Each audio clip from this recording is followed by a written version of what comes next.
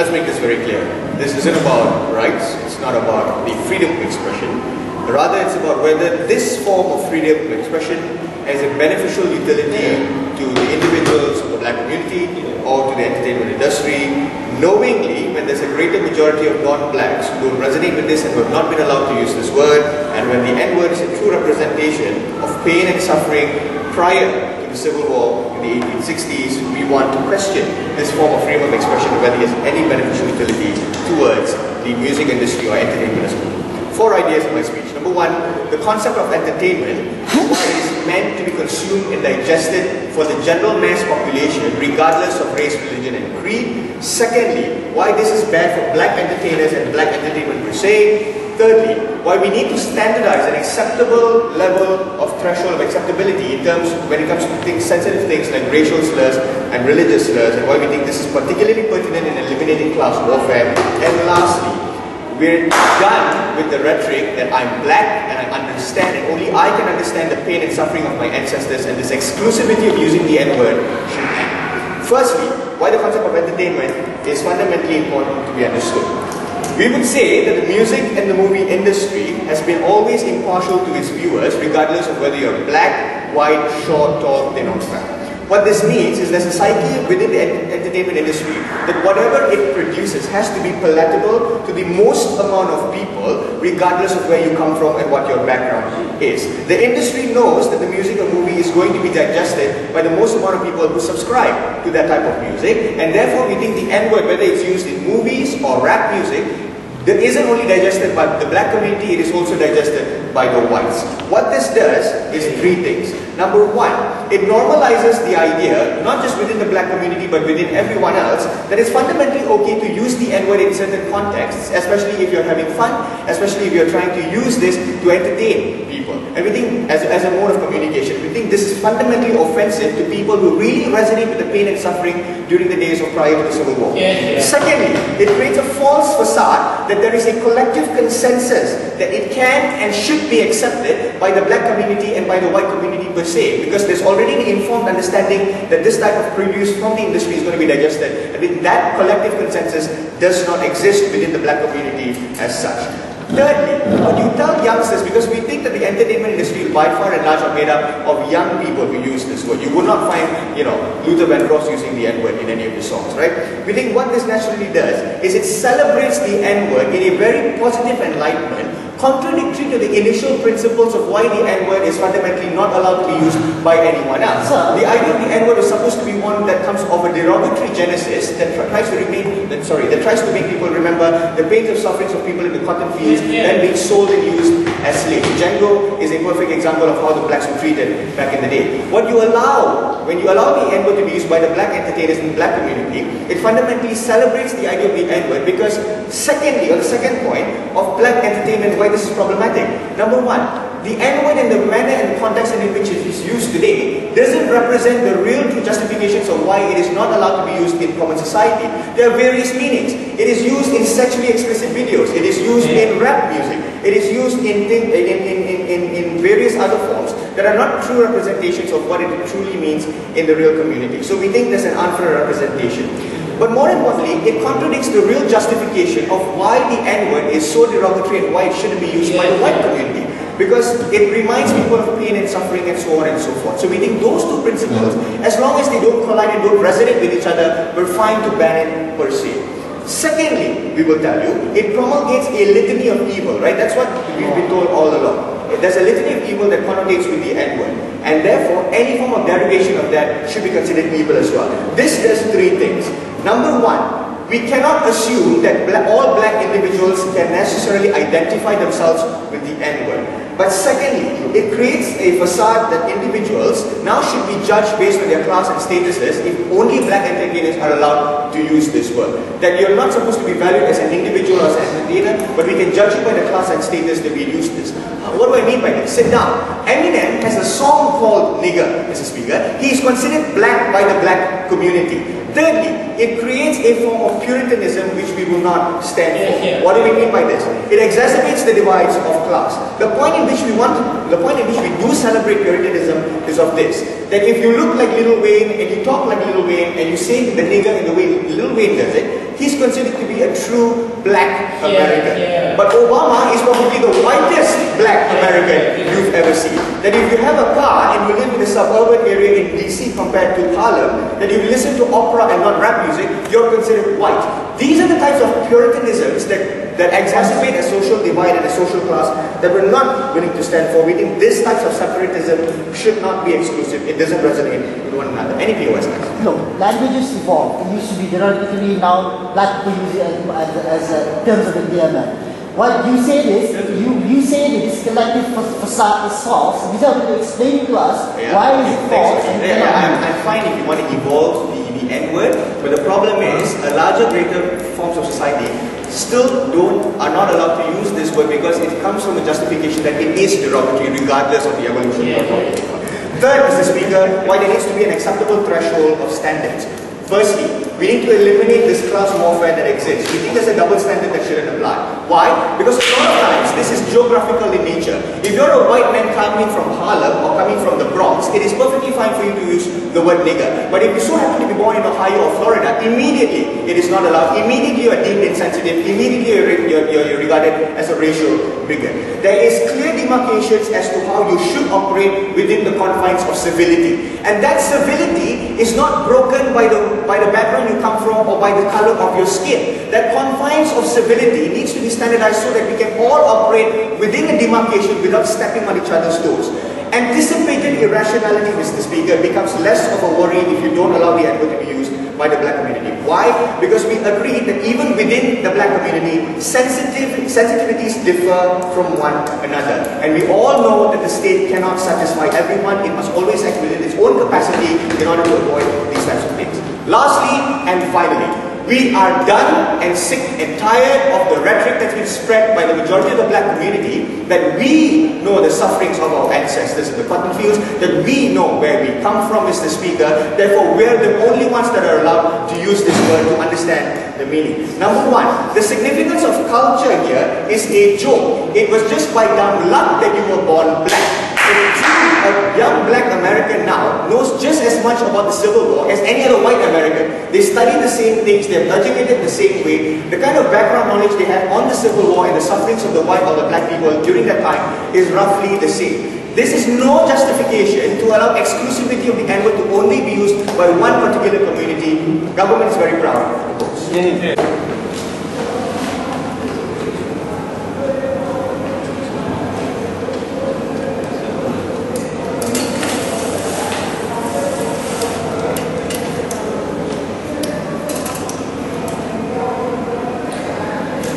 Mr. Speaker, this is what government wants to do, right? Some people don't understand the historical meaning of this word, so let's remove it entirely. This is where we feel he did not tell you the evolution of this word in status quo. Let me give you clarification on what is happening in status quo. All he said is that a large number of blacks in the black community disagree with the usage of this word, and we would like to contest this particular subject, right? Let's look at what the evolution of this word has done. In the past, during the civil rights movement, when they were fighting for equality, the meaning of this word was to debunk the idea that white people were masters and we were slaves. Slaves in the sense that we were black slaves, and because we were black, we were definitely going to be slaves at all times. But the evolution has changed into a modern context. This evolution has brought black people into a more unified state of mind and creates more solidarity between black people when they call themselves homie or brother. This is what it means in today's world. So you can't come up here and tell us that because people misunderstood it in the past, and some people don't understand this concept of historical negativity in the past now, so we have to remove it altogether. We don't think that's a fair justification. But before we go on to my arguments, a couple of things I want to talk about. Number one, with regards to rebuttals. Number one is the idea of the entertainment and understanding it. Secondly, how it's bad for the black people, whether you're entertainers or not entertainers. And thirdly, the idea of standardizing stuff. And lastly, levels of blackness, because apparently Lil Wayne is more black than Obama. Now let's go on to the first one, right? Entertainment and people understanding. According to Tim, his analysis told you that everybody has access to this particular media, i.e. everybody watches this media, everybody watches the fact that if a black entertainer says the word nigger, they also consume this media. And we're okay with that. We're okay with the fact that when a black man who is an entertainer, whether it's humorous, whether it's Cat Williams, whether it's Jamie Foxx or Chris Rock, wants to use that word, it means this black entertainer wants to remind the people who's watching it that this was the past and this is how you've wronged us in the past. It's a constant reminder that we don't think people should not consume. We think people should always consume this, sit down, always consume this, and always be reminded about the facts of the past. And we don't think the entertainment industry should should remove these elements of facts of history from the entertainment industry. Sit down. Secondly, with regards to how it's bad for entertainers who are black and black people, because apparently there's going to be class warfare. I will deal with this even more in my argumentation later. That's on the third one, right? Standardization. Because what happens is that you need to know what is offensive and what is not. There is already a process to do that. We go in and check what is the intent of you of using that word. Courts are available. You can sue someone if you feel that he's being a bigot to you. You can't come up here and say that just because you're born in the South and someone says the word nigger, you're automatically racist. And someone who's born in the northern part of the state is automatically not racist using the word. The intent differs, note him. The intent differs whether or not you're in one context or the other. One person who is in the north may be using it because he is trying to be a bigot. This is how the court process already circumvents this kind of abuse. So these standards already exist in status quo. We don't understand why they need to come up here and say that they must put a value on, based on context of who uses it where. We don't understand this concept, right? No thanks. Lastly is the idea of levels of blackness, because apparently it creates an identity where if you use it more often than not, like Lil Wayne, it is the true black American as compared to Obama because he's more white than black. We contest this, right? The reason why Obama doesn't say nigger in a press conference is because he knows his opponents is going to politically skew this and mix it up. The reason for this is because you've allowed them to censor the word nigger. You've allowed people to cry on the fact that in the past the word nigger has been negative, so you want to continuously push for the idea that the word nigger should be negative. And that's why these political opponents will use it against it. If you have a community where black entertainers specifically already normalize this effect of that word, you will probably see Barack Obama in the future using the word nigger because the opponents that he has wouldn't be able to skew or misconstrue the meaning of that word and say that Obama is being a bigot. Go ahead, please. So if you are really right that the N-word has actually evolved to a more palatable, social palatable word, then why does the black community still thrive in the entire politicization that is only exclusive to black people? Yes, because this is the context they live in. They live in a context where white people still don't understand that particular meaning of that word. This is where we feel black entertainers, especially coming to my argument, right, why black entertainers are the best people to use the N-word. It educates the rest of the people who you claim to be not understanding, or they don't understand the meaning or the historical context of that word. That's one of the first argument, right? There's a common face. You have a black superstar in front of you. You have Chris Rock, you have Denzel Washington. These individuals are black and you are black, for example, right? So what happens in this particular surrounding environment is that there's a common face where barriers don't exist.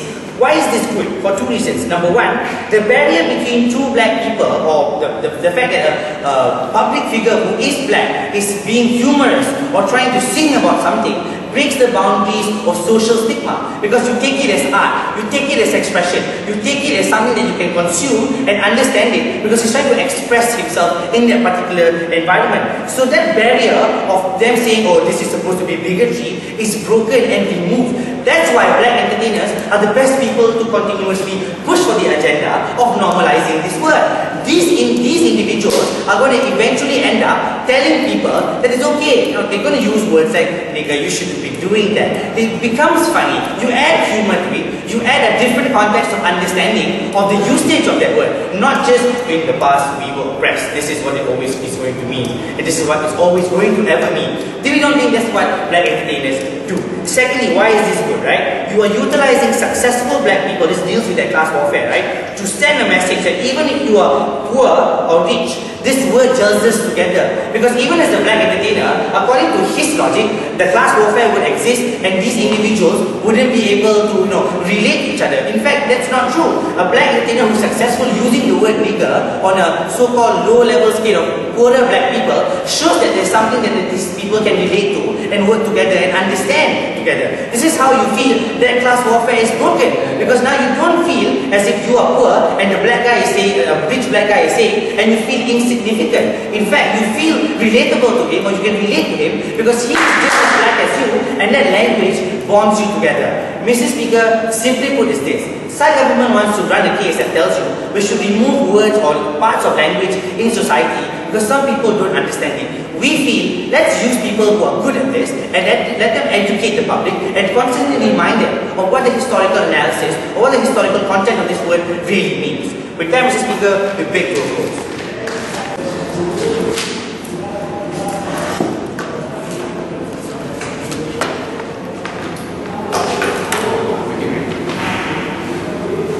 You see, the problem with Habib's speech is that his case is premised on two false assumptions. One, that individuals homogeneously accept the use of the word nigger, and it becomes something of a cultural melting pot where individuals can then identify with each other, which we think is very baseless. It completely misses the analysis that comes from the Prime Minister as to why it provides a moral level of individuals who do not want to identify with these words, because Habib, it has been very insensitively used in the past. If you realize and if you accept that there's a possibility of non-homogeneity throughout the culture, which no amounts of time can fix. I mean, time sensitivity and black Americans have been using the word nigger for an incredibly long period of time. We don't think the kind of culture or culture integration has happened to begin with, and if you agree with that paradigm, then we don't think time as an eventual reality will somehow manage to get everyone together. We think it will be more divisive than anything, ladies and gentlemen. So the first idea, this entire predication of false social will is wrong, coming from that second part. But secondly, it also misses the entire point,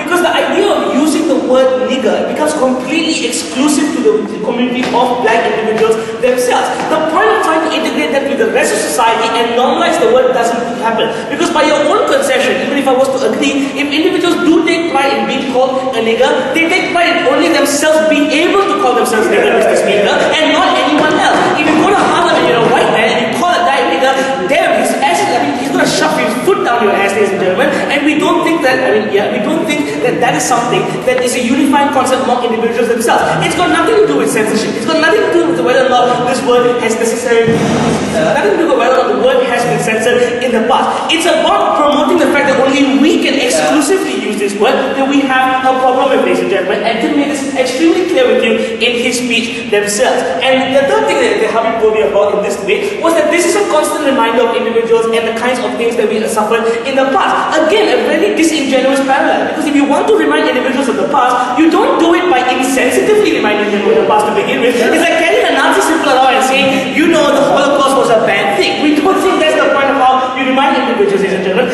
There are other ways to remind individuals. Their model isn't the exclusive way of reminding individuals themselves. But two, it's an insensitive form of moral offense that people take, ladies and gentlemen. And that's something that Tim talked about as to how it is not something that people agree with. But on the last level, and this is the real kicker, people don't identify with the word nigger as an expression of the slavery and the things that we've been through. People have moderately interpreted it to suit themselves, ladies and gentlemen, and that's the problem. It is not a real reflection of the kinds of atrocities that black people have gone through, and that's how people are using it now, ladies and gentlemen. If you believe that as a point, then we don't think it is fair or can be used as an appropriate tool to remind individuals of their past to begin with, so we don't think it's important on their side of the house. Before I go on to my arguments, yes. That's the policy. Some black people are old enough to use this word to relate and use exclusively say that they've gone through this struggle because they've lived it was a civil right. And in your case, these people who want to exclusively use it can never use it. No, like look, the problem, we're talking about black Latinos here.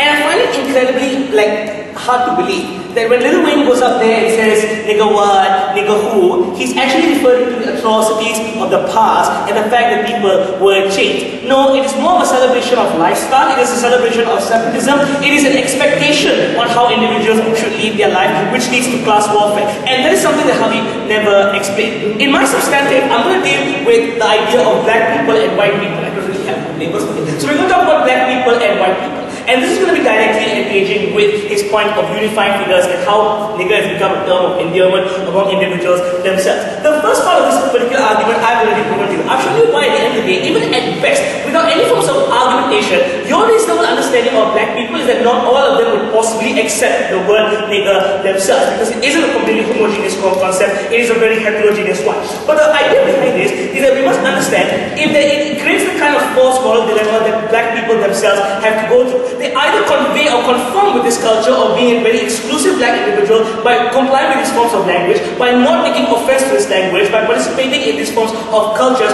or they seem to opt out of the culture and not be seen as black individuals themselves. It is a choice between choosing to be a black man, to take appreciation of the real values of your culture of being a black individual, versus necessarily then not having the volition to want to participate in the kinds of derogatory activities that young black ghetto individuals want to promote in today's debate itself. So when you look about it, I think it's an impressively false representation of a choice that young black individuals or communities have to go through themselves. But two, it creates and it makes the black individuals at war with themselves. It looks, and the idea of a role model effect becomes completely neutralized when in status quo. Why? Because the idea is rich black people can never be used to inspire young people. They can never be used as individuals who see, and this is how it's pointed out, that you can necessarily aim to be something bigger, or you can live in the suburbs, or you can drive a nice big car, because at the end of the day, these are individuals who are going to seem to be different. They're not black people, they're individuals who have traded up, ladies and gentlemen, and that's the kind of false facade using and celebrating division, celebrating the use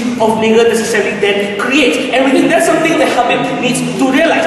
This is not good for the black community because it celebrates separatism. It gives people false choices. It coerces individuals into making choices, and it detracts the way of what it really means to be black versus what it really means to be white. Not only do white people find it hard to get along with themselves, black people find it hard to get along with themselves. So now we move on to the white people perspective. And the idea of the white people perspective is that it's really a confusing word out there, isn't it? I mean, you say nigger to some guy, the guy might be quite okay with it. Like why can't I be okay with it? No. Why some black people are not okay with it, and why some black people are? The problem is they then tend to identify certain black people as individuals who are exception. Thus being the true point of integration, or being able to understand and communicate with the black community themselves, ladies and gentlemen, because they don't see themselves and they don't see the difference between black and white. They suddenly start accepting these individuals as people like me and people like you. This kind of conclave mentality is what separates societies into the kinds of classes that we think we want to break down. And that's something that they need to realize, ladies and gentlemen. The fact is, if you want these kinds of conclaves to be broken down, if you want these kinds of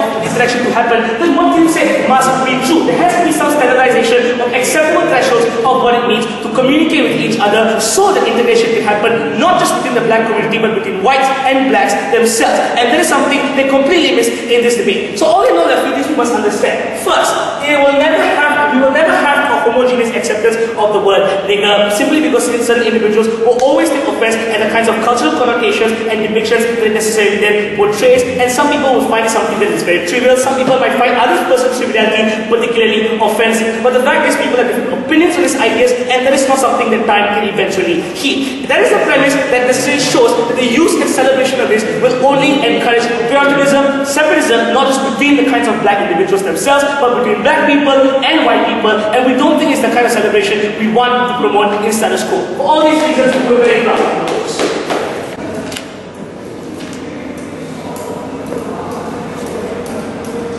Two assumptions coming from the government side.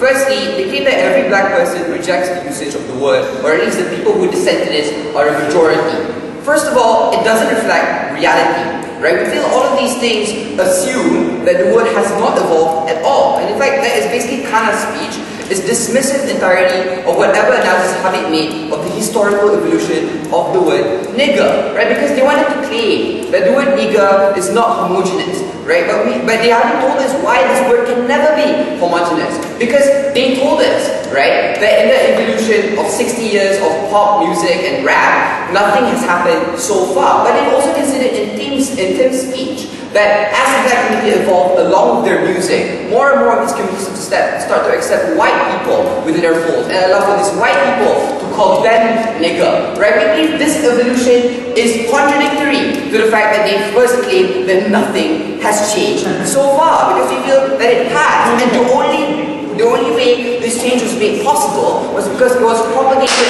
by black entertainers who do have influence not only upon the black society, but upon society as a whole, right? But before I move on to my arguments, my argument is going to be about how this is a constant reminder of oppression. I'm going to add more nuance to this argument, and how the only way this constant reminder can exist is if you allow the word nigger to exist, right? But let's talk about arguments. Let's talk about his arguments per se, right? Sit down, right? Because basically, he wanted to say, first of all, that there will be a class warfare. That these individuals will have a false sense of choice when it comes to, rich people using the word nigger. But it doesn't tackle the nuance of the relatability of that the poor people has towards the rich people, right? In fact, this goes on to their second crux of their case. They claim that the word nigger is a litany of evil, as if the reason white people discriminate black people in the workplace is because they use the word nigger.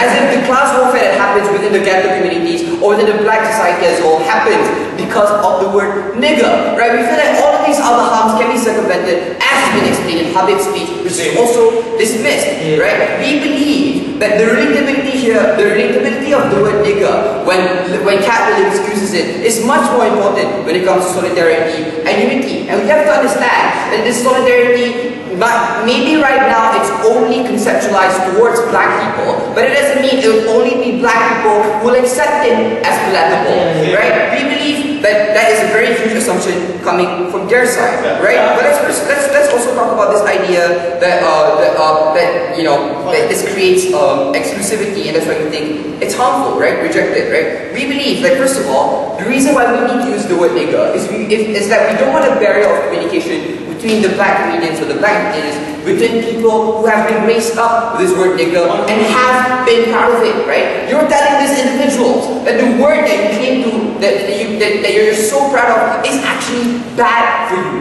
right? We think that this doesn't create much homogeneity within the community. In fact, it creates more division because it increases that barrier between people who want to use the word nigger and can relate to the sort of oppression or the sort of solidarity that exists within this word, right? But lastly, he wanted to talk about this idea that the word nigger has evolved into a modern context, that it now only represents lifestyles, right? First of all, he never actually explained to us the harm of the fact that young people use the word nigger to represent their lifestyle. We believe it still goes on to our relatability point. It doesn't actually bring down any of our arguments, right? But secondly, they've negated the fact that old people or people who are entertainers who have experience in the past, who have been through the civil rights movement, can use it to talk about their oppression and their suffering, right? But I'm going to tell you why is it that this is the best avenue for this individual to remind white people, black people, whatever, of this particular oppression. But before I move on, Khan.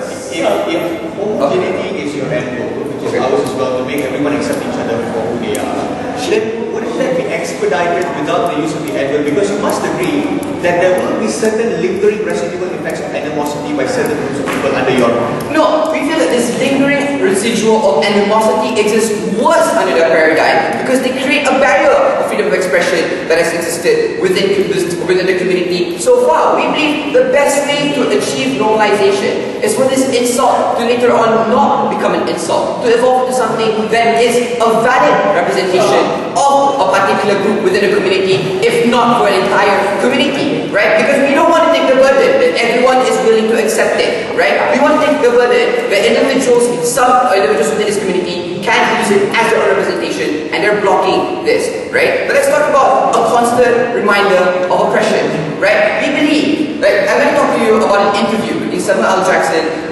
with regards to his latest movie, Django Unchained, right? In that interview, the person who interviewed Samuel L. Jackson refused to use the N-word, right? She said that, I see they use the N-word a lot in Django Unchained. And then Samuel L. Jackson said, you mean nigger, right? And then she said she looked uncomfortable with it, right? She looked as if, like she is reminded of the fact that her ancestors were enslaving this type of individuals, right? We believe that that's okay, that that's beneficial.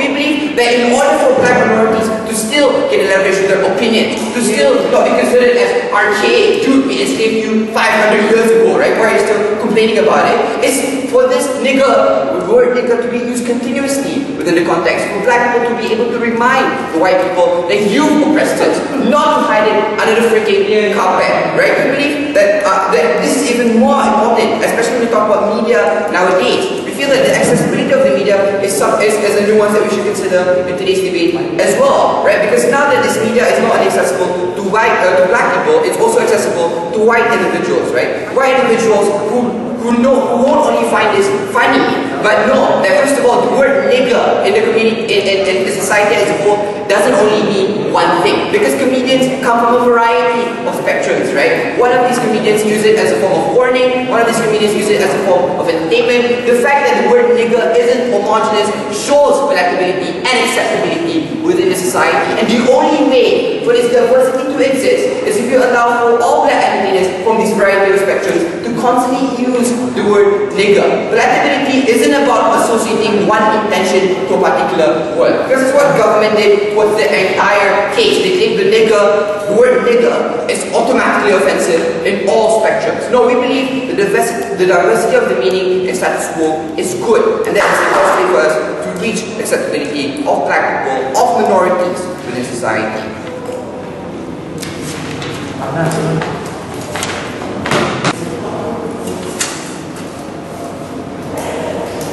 Robert, this is not a language.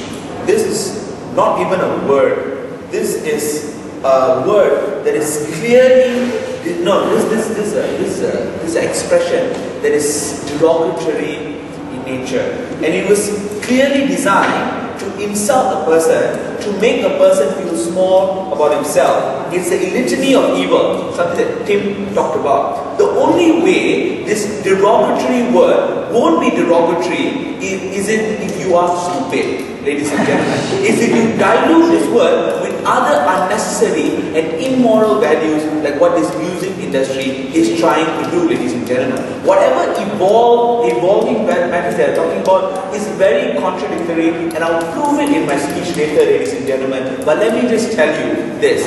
It is one thing to call a man macha and brother because he can create, it is two dynamics, ladies and gentlemen. It can work in both dynamics. But it's another thing, ladies and gentlemen, to say the word nigger and force the white guy, ladies and gentlemen, what is he going to say? If you think that homogenization should be the basis of understanding it, you guys shouldn't be the one that confuses them, ladies and gentlemen. Right? Let's look at a few things. But before that, let's talk about the crux of Kanna's speech that wasn't dealt with, ladies and gentlemen. Kanna already told you that you coerce stereotype not between white and blacks, but between black themselves, right? You know, if you watch enough Cat Williams, among the reasons they call Barack Obama to be elected in office, he's probably the least of the nigger, right? Because you realize that the word nigger is used as an expression to express the spectrum of purity of blackness. This is not good. You see, this is how racism evolves, because it targets certain audience, ladies and gentlemen, and it sidelines certain audience. It even sidelines the people of their own skin, own suffering, ladies and gentlemen, because it is cool, it is celebratory. But it's next idea, ladies and gentlemen, Kanna also talks about the idea of accessible threshold.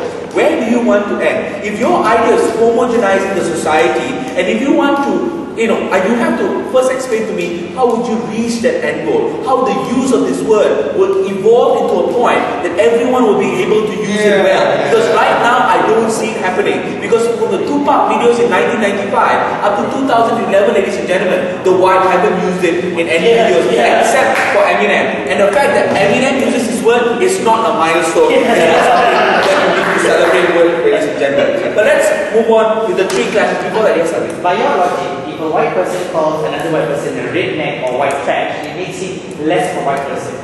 No, because you have to understand, the idea of redneck was never disempowering to begin with. Okay, under your paradigm, you should call gay people fags. You should call Indian people paki. Like, this kind of thing never ends. Right? No, it's insulting too. Don't take offense of that word. I'm an Indian. When I say it, don't take offense. But if this was a black guy, it's different. Because these people are disincentivized by their nature, ladies and gentlemen. But let's look at the three classes. Number one, who should use this word? We already told you that Eminem, by using this word, isn't celebratory. It's probably the most contradicting and the most confusing idea. It is an litany of evil. People those days use it as to make someone feel small about themselves. People who know the history of how the word was used, ladies and gentlemen, will never use this word against another man. The person, ladies and gentlemen, who is exposed to the black music right now is more likely to use this word because the value of the history is diluted when you compare it with this music. There's an entertainment. They put beat to it. And this is the best part. Brown, Lil Wayne, Tupac didn't become big rappers because they use the word niggas in it, ladies and gentlemen. Meaning to say, these artists choose to use this word nigger as a luxury because they dispose it, ladies and gentlemen, and it's exceptionally important. But let's talk about another incident. Right? It is insensitivity because you ignore racial sensitivity, ladies and gentlemen. Given that this is a derogatory term, it is meant to insult another one.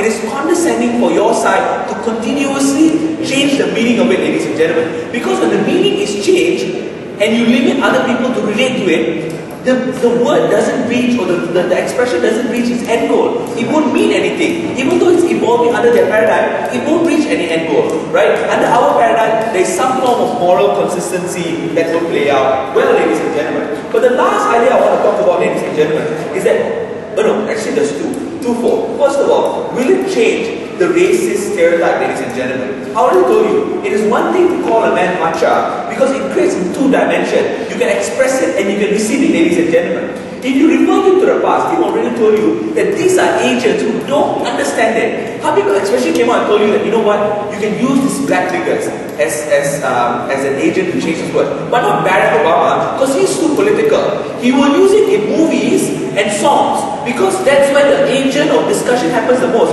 No, Habib. The music are agents of expression, and the most problematic thing is that when they come out, they express it in the wrong way, and they force society to accept it in the wrong way. That's how you harm digestion, something that Tim extensively talked to you about. Ladies and gentlemen, you don't break boundaries to change stereotype. You know why? Because the target audience, the music Tupac creates, is not for whites. It is for people in Harlem. It's to celebrate the lives, ladies and gentlemen, of ghettos, ladies and gentlemen. So it's very condescending for this to happen. It is not appropriate, right? If you look at other ideas that the government is not okay with, the government is not okay with, like the idea of, whether or not you can use nudity, even a woman is okay with that idea. A lot of idea that is morally wrong, the state ignores it and wouldn't allow individuals to use it. But under this paradigm, it's a word, it's an expression, ladies and gentlemen, that has been derogatory, and you must limit it because it is not appropriate to begin with, and it will never be appropriate, ladies and gentlemen. In any circumstances, the existence of word nigger will cause discomfort to some part of society. Let me give you a big example of people that don't use it. The last part of my speech. Can you use this figure? You know who are the groups that will never use this word? Women. Don't include Nicki Minaj into it. Right? Nicki Minaj is less of a black woman, right? She's probably, I don't know what she is. But a lot of successful black female, like Oprah, right? People who reach out to society always tell people don't use this word, ladies and gentlemen. You know why? Because when these black figures understand the history, the intent of this word is inappropriate. And when you use this word, ladies and gentlemen, for an empowering reason, it doesn't make sense at all. Ladies and gentlemen, this is not a discussion. This is not something that is empowering, and this is definitely something is not moral. Throughout the bench so far, ladies and gentlemen, we don't see any engagement or sufficient engagement here. Okay, let's thank the government for its speech and to summarize the case for against the motion collected by the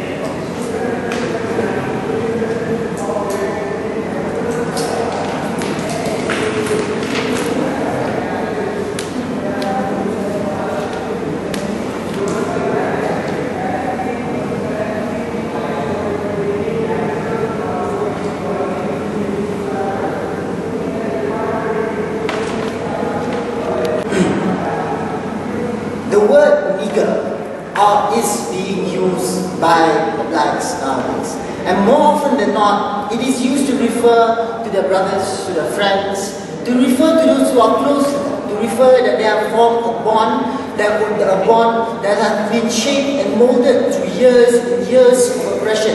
And it is the word to use to signify that they have overcome the challenges and all of this oppression that their ancestors have faced. The word nigger used to be completely derogatory. But now it has evolved to something more. It has evolved to mean something profound when it comes to the relationship of the blacks. And now we're going to evolve it further and develop it as a means, to better the communication with the blacks and with the whole of society. I have a few issues in my speech today. Firstly, I'm going to talk about the evolution of languages, and secondly, I'm going to talk about the context and how the word is being used, and thirdly, I'm going to examine this issue. Is it really promulgating this litany of evil? But first issue, evolution of languages. Because when it comes to evolution of language, we have to understand that words evolve. How people understand that certain languages evolve. Just like how slut is trying to be reclaimed by this woman all over the world, trying to make it into something more positive. The blacks have done it with the word nigger, and it's used to mean something profound, like this bond of brotherhood that are existing within the blacks. No, they've considered that this evolution does occur. Eminem can use this word. Eminem is accepted as a nigger, so to say. And this kind of broadening of perspective is happening on the ground now. No, they pointed to us. If we have no problem exactly. If homosexual wants to be empowered by being called fat, you have no problem with that. If pakis want to be called pakis, you have no problem with that. But the thing is, these words are not being used comfortably by the section of society. However, it's different, sit down, it's different when it comes to the word nigger. Niggers are comfortable using it, especially amongst themselves. And this is why we are saying that black entertainers play a major role in trying to change the only negative connotation that the word brings into something more positive. They wanted to talk about the homogeneity of understanding of this language. Yes, we agree that some people do think that this word brings a negative connotation. And what they would like to do is, they would like to perpetuate the situation where the word only has a negative connotation. This is where we see the value in black entertainers. What these black entertainers are able to do is connect the understanding of the past and understanding the modern context of how the word is being used. Look, like Samuel Jackson said, he says the word nigger so blatantly in the media, especially highlighting the fact that the whites are uncomfortable in acknowledging the years of oppression that they have inflicted onto the blacks. When it comes to reconciling these two meanings, we think that the black entertainers play a major role because let's face it, when it comes to the word nigger, it evolves, and we have to take into account that how people use it changes. But before I move on to the second issue with Tim, yes. You're missing. I agree, it's evolved, right? We call it a homie, we call it a nigger, it's an expression. What you need to understand is that when black entertainers use it, it sends out a message that it's okay and palatable to everyone. But when a white man says nigger in a common society, he is immediately deemed a bigot in reality. I agree with that. Let's move on to the second issue.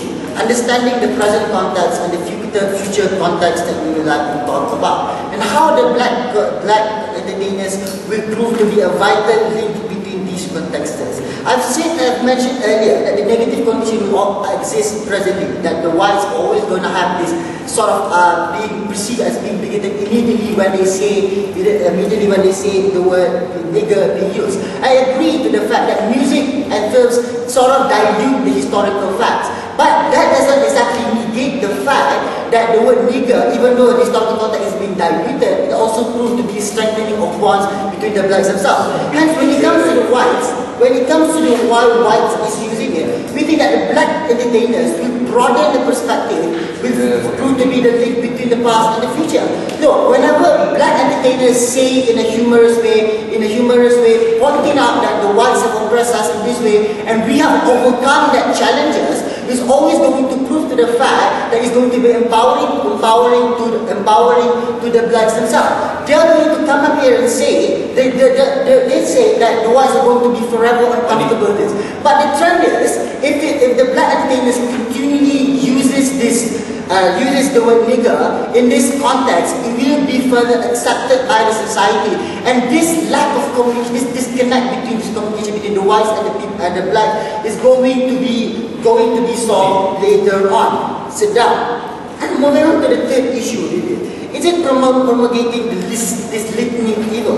There's an assumption here. There's an assumption that the usage of the word nigger is evil. They've never clearly told us why is it exactly nigger. Have they proven to us how black entertainers increase racism? No. But we've proven how black entertainers commentators in fact try to connect the two, making the word more and more palatable towards the society. They would, take for example Barack Obama. They would like to frame this debate in a class warfare kind of style, I guess. But it doesn't work that way. Barack Obama is being celebrated by the entirety of the black because he is black, for example. This is why we see just because you call somebody nigger or just because you don't use the word nigger does not mean that your degrees of blackness is being reduced or increased in any way. It's a language, it's a term of endearment that is being referred to within a particular society. Hence, whenever you want to talk about homogeneity of languages, homogeneity of the understanding of this language, we need to understand that it can be homogeneous. What they would like to perpetuate is this. They would like to perpetuate a negative understanding of this word nigger. What does it really what benefit does it bring to the society really? To continue shackling the minds of the black into thinking that nigger is a derogatory word. It never empowers them. But the context and the proposal that we have talked to you about is one that is empowering at the same time recognizing the oppression that will never be inflicted onto the black society. Thank you very much.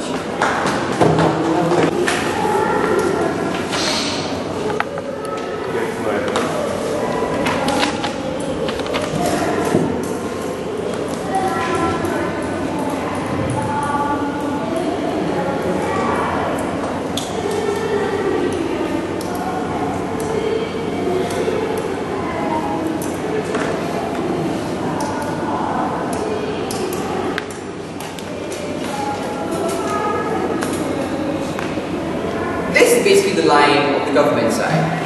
That the word nigger can never change its meaning and we can never do anything about it. Right? We believe there's a lot of claims coming from their side.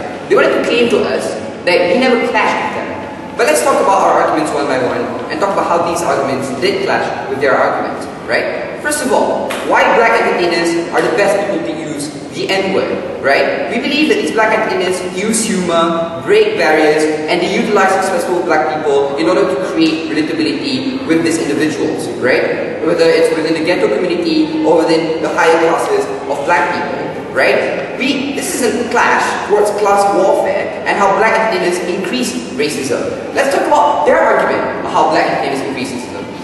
It's only a claim. They never really said anything about how exactly that when black entertainers use the word nigger, things will get worse from now on. We believe that after 60 years, it's been a reversal trend, and they've shown that, right? Even if after they've proven that the song Nigger by Eminem is actually derogatory, or actually talks about how the word nigger is for small people, we feel that the fact that Eminem is accepted to the black community, the fact that many white people are accepted in the black community and can use that word shows an evolution of context. Have they proven to you at all in their case that there is no evolution of context at all, right? But first of all, let's talk about this argument, right? About whether or not the context will ever change. This issue that I feel you should listen to, Rohan, and I'll show to you why we win this case in the first place, right? First of all, they wanted to talk about this idea that the reason why the context will never change is because people who know about history would never use the word nigger. We think this is false, right? Many arguments coming from our side are educated people despite the fact that they are actors and are entertainers. These are claims. They're saying that the moment you're educated of oppression, you can never evolve from the initial meaning. We believe that that's false, right? The meaning has evolved into many spectrums that they refuse to accept. They refuse to accept the diversity we brought into this debate. They claim it's a homogeneous word. It's not. It represents lifestyles, it represents solidarity, and never in their speeches did they claim why it didn't represent these things, why it was only derogatory, right? In fact, let's go on to the second issue of why we believe they cannot win this debate, right? Because they've shown to you harms that are unrealistic, while they've shown to you harms that will exist if you remove the word nigger. First of all, they want to talk about class warfare. Well, they're actually telling us how exactly is class warfare created just because a person uses a word. We think the word nigger unites classes. The fact that people with capitalism who are rich,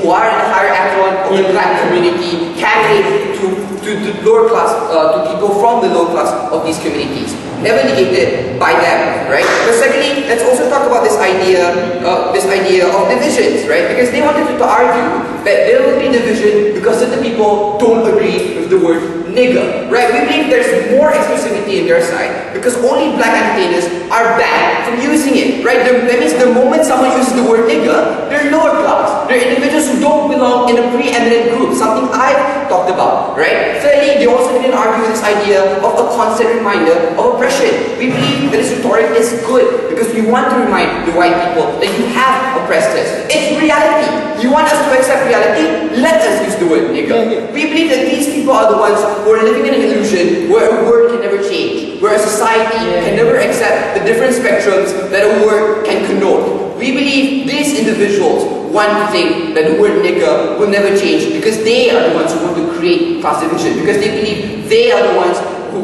because they are assuming that black people aren't mature enough, that the community isn't mature enough to evolve past it. We've explained to you the benefits, never did they clash with it, that's why they've lost. Right.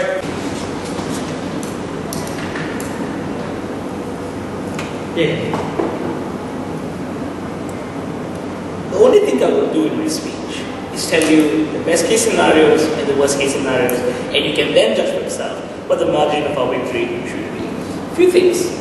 If you think about side opposition's best case scenario, it is basically the fact that we need to show them that we've overcome the challenges. We need to show them that we are unified. We need to, show them that we are a homogeneous group and this is a sign of black strength. The question here is, why the word nigger? Why can't it be any other word that hasn't had any form of residual, like lingering, of the kinds of oppressions that we face, or put any form of legitimate expectations on how you should behave? Why, as the word can only be, what can that aim can only be achieved by the exclusive use of the word nigger? They've never once explained to us in this debate at all. And that's something that we have to realize. Much of the benefits they talk about can become about using a different form of symbol of unity, not the word nigger, Mr. Speaker, and that's why. Secondly, they come and tell you that we will have unity, but it will come at the expense of possible white people. Why? And this is what I tell you. White people will accept it because Eminem has. And that's the example that he came up with. First and first, if your understanding of acceptance is that in order for a man to be okay to say the word nigger, he needs to be a black man or needs to behave like a black man himself, that's not really integration, is it? Like basically, it doesn't allow a different individual to use the word nigger. It doesn't allow someone who comes from a different opposite spectrum to use the word nigger. You have to be someone who's a rapper, you have to talk about chicks, you have to talk about money, and you have to say the word fuck a lot in order for you to use the word nigger against a black man himself. Yes, truly great acceptance indeed under their model, Mr. Speaker. Again, something we don't realize. Thirdly, they said, but guys, this will be incredibly educated. People will be reminded of how we used to oppress them, and they will be able to accept it to an even greater extent. Yeah. We'll do all of that by telling them about, by being reflective, we'll just reflect a bunch of angry individuals who haven't gone over the fact that, they've done it. Like, we'll just go like, nigger, nigger, nigger, nigger, nigger, nigger, nigger. It's like, dude, get over yourself. Like, if you agree that was 500 years ago, then by that logic, we shouldn't be using that word to explain these things to begin with. So, like, no. Best case scenario of their model, things still, and this is like, apart from all the things we said, the model doesn't even make sense. Now let's look at worst case scenario. And we've already told you, it's not as if that we think that everyone takes this word really badly, but there are, and there will be people who will never be able to accept it. I'm sorry, if hundreds of years of oppression, slavery, people dying, people being lynched, people being brutally wronged in their own times has left scars for certain black people that they wish not to celebrate. We think that's perfectly fair for them to not want to accept the word nigger under those scenarios. But understanding that there will be people like this, we don't think that we will ever achieve representation by interpreting nigger in a wide spectrum of ways, Mr. Speaker. It only creates a false sense of expectations of what blacks and whites should be like. And me and Tim told you this right from the start, and Max finished this awesomely when we told you. At the end of the day, this will only give individuals wrong choices or different understandings of what it really means to be black and what it really means to be white. At the end of the day, the choice of being black or the pride of being black will come down to trivial things, like whether or not you're in a gang, whether or not you're a thug, whether or not you're a peddler, whether or not you're hustling on the street, Mr. Speaker. And anyone that breaks away from his identity will be seen as not black or will be seen as white. No way this provides as a unifying strength. No way this is something that's good for black people. And we already told you, Oprah Winfrey doesn't use the word nigger, neither does Barack Obama do, and they will never come to a point where they can. And never will they come to a point where George Bush can also say that, Mr. Speaker. That will never happen under their model. For all these reasons, we're very proud.